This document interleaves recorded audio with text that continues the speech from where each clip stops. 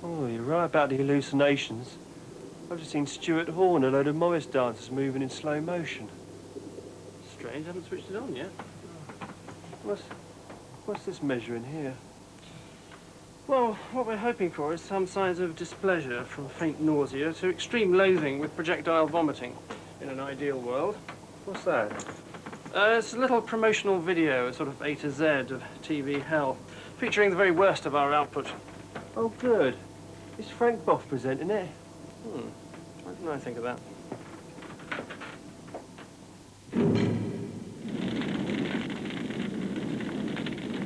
I mean, as we sit here tonight, in practically every home in this country, this thing will be switched on. Yeah. And it will occupy, for most of the people, the evening hours. Anything to say about that at all? It's a potential social menace of the first magnitude.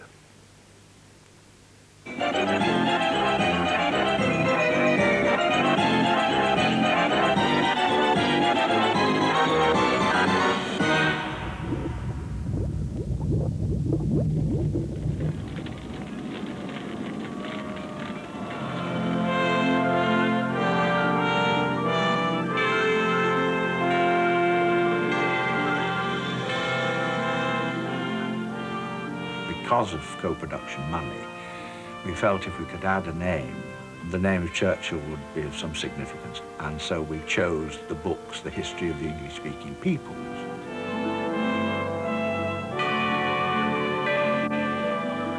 The idea was to commission 26 plays built around individual chapters of the book. The key element of boldness was that there was to be no film, no location work, nothing. It was all to be done in the studio. Battles, wars, the lot. That, I think, was the really bold thing that actually went wrong.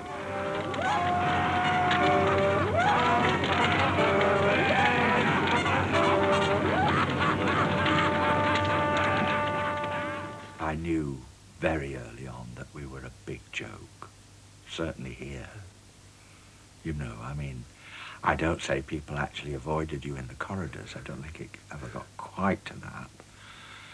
But it was quite clear, it soon got round the centre that something terribly wrong was going on in Studio 1 and 2.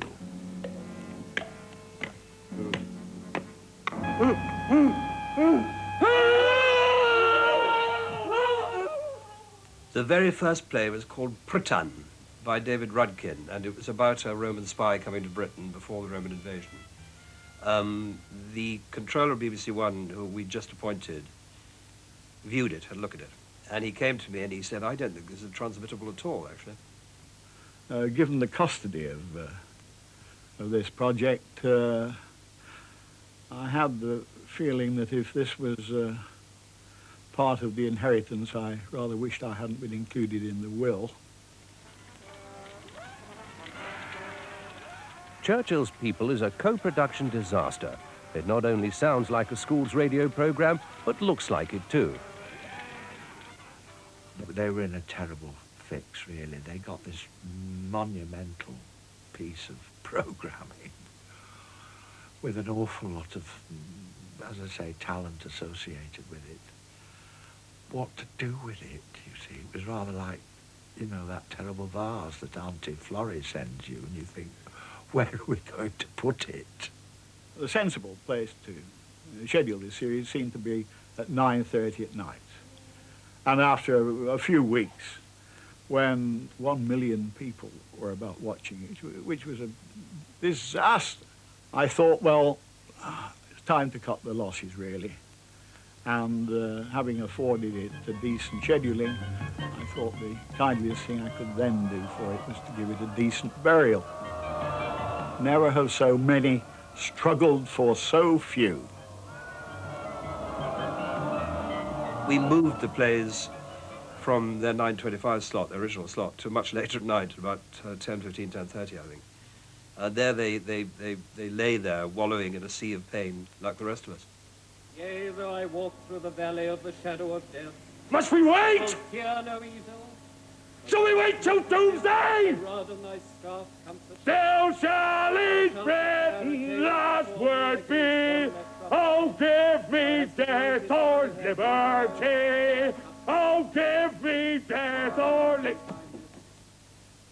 We never did, again, 26 weeks of anything. If I learned anything, it probably was that it's too grandiose a venture, you know. Who knows, after the next, whatever it is, Holocaust, somebody may dig them up, and who knows, they may become unbelievable archival material. Heaven only knows why they want to revive this rubbish.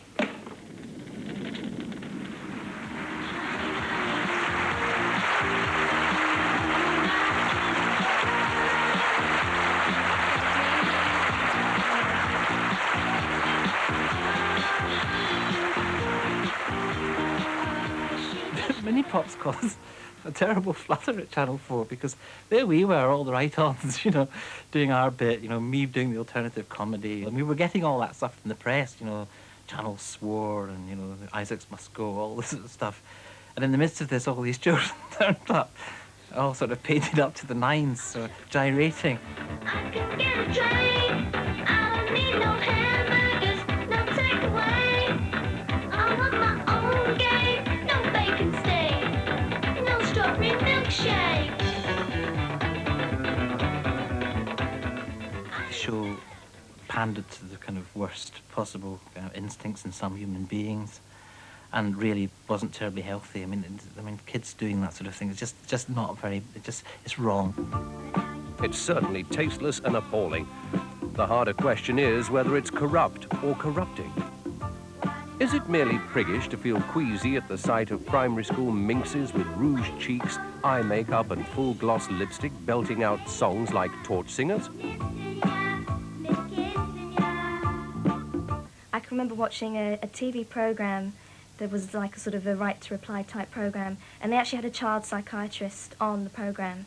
And I can remember sitting there watching it, you know, 12 years old, thinking, oh, what's he going to say about my programme? My main concern is the failure of the people concerned with the programme to consider the potential harm done to young children of exposure to sexuality, to the commercial and the competitive values of show business, and also to the excessive expectations and demands of their parents. The first thing I was very upset, and I sort of had to take a serious view of myself on, was that the word sort of, as kind of paedophile came up, and I found myself being very close to all these children that I'd worked with over the last couple of years. Suddenly you question yourself, you think, oh, people are thinking this of me. And it felt very nasty, it really did feel very uncomfortable.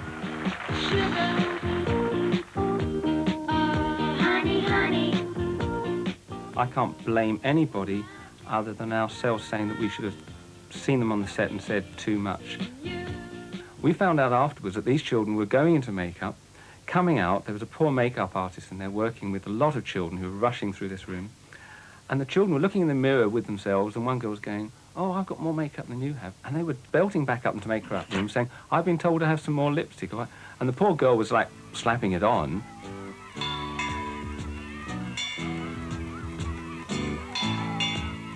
Well, I'm afraid there will always be middle-aged men who like watching small girls dressing up in grown-up clothes and behaving like that.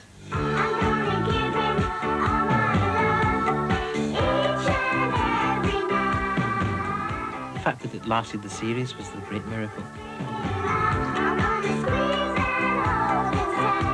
Sometimes you can spot that the basic idea is rotten, sometimes you can spot that the research isn't going right, sometimes you can spot it at rough cut, and sometimes you don't spot it till it's too late to do anything about it.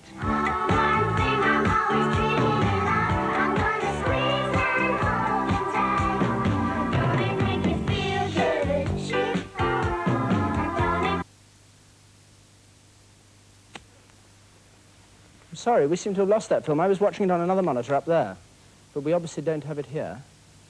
I'll find out what will happen in a moment.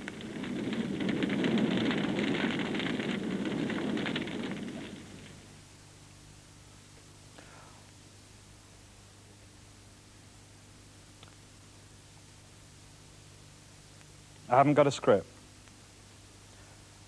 The government publishes the broadcasting bill tomorrow Paul Pavlikovsky reporting. The government publishes the broadcasting bill tomorrow. Does that mean you don't have film either of the IMF or of Rhodesia? What am I supposed to tell the Panorama audience that's watching? Richard. Well, it's... I'll be with you in just 1 second. Yes, all right, I beg your pardon, we've gone to the wrong story there. I'm sorry about this. This is one of the most... we do occasionally have problems. As you know, those of you who watch Panorama or have watched it for many years, when we lose film, we occasionally have problems when we lose VT. I've never, in my experience, had a problem when we have lost all our film and all our VTs, and I'm left sitting here. John, tell me, I mean, have we for all these years got it wrong? Are sheep really bright? John? John, I'm over here. Oh, John? No, John, I'm over here. Wait, hello? Can you hear me, John? I think he's more worried about the visually. Hello, John. You want me to speak? Yes, you to speak, love. What, can you hear me? What do you want me to say? I mean, this sheep is going to go bad. Do you know, I told you this would happen. I told them. Can you hear me? Hear me now, John? What? No, John, you're on the air. You can't really use words like that.